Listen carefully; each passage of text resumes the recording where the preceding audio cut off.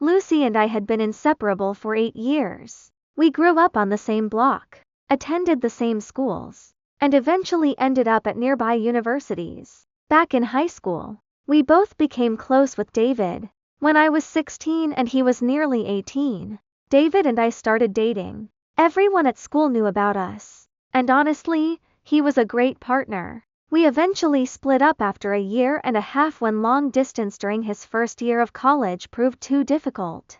I ended things without any cheating, screaming matches, or messy drama. We remained on good terms, occasionally checking in every couple of months just to catch up.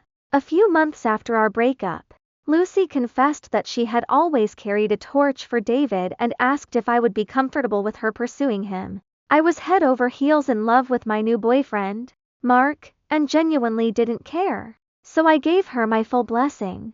My only boundary came later, when Lucy suggested a double date. Mark was understandably uncomfortable having dinner with my ex-boyfriend, so I politely declined. Lucy was oddly offended, but I brushed it off. About a year and a half into their relationship, Lucy threw a party with mostly her university friends. Since I did not know many people there, David was one of the few familiar faces. Yet every single time I tried to start a conversation with him, Lucy appeared out of nowhere to pull one of us away with a flimsy excuse. By the third time, I took the hint and kept my distance. When the night ended, David offered to drive me back to my paying guest accommodation. Lucy immediately jumped into the passenger seat, watching me with intense paranoia the entire ride as if her boyfriend were going to leap into the back seat at a red light. After that night, I pulled back, only responding when she texted first and cutting off communication with David entirely.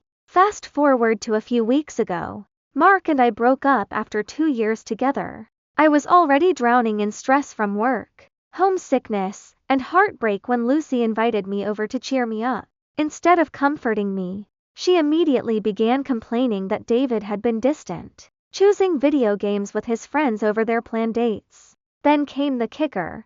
She asked if I thought his behavior had something to do with me. When I stared at her in disbelief, she clarified that she was not accusing me of anything yet, but was deeply worried that now that I was single, I would try to make a move on her boyfriend. That was my breaking point. I told her plainly that if she was this insecure about my history with David, she never should have dated him in the first place. I reminded her that I would never go after a taken man, least of all my best friend's partner. Out of sheer frustration, I even showed her my text history with David to prove we had barely spoken, a courtesy I did not even owe her. I called her deeply insecure, walked out, and blocked her on every platform.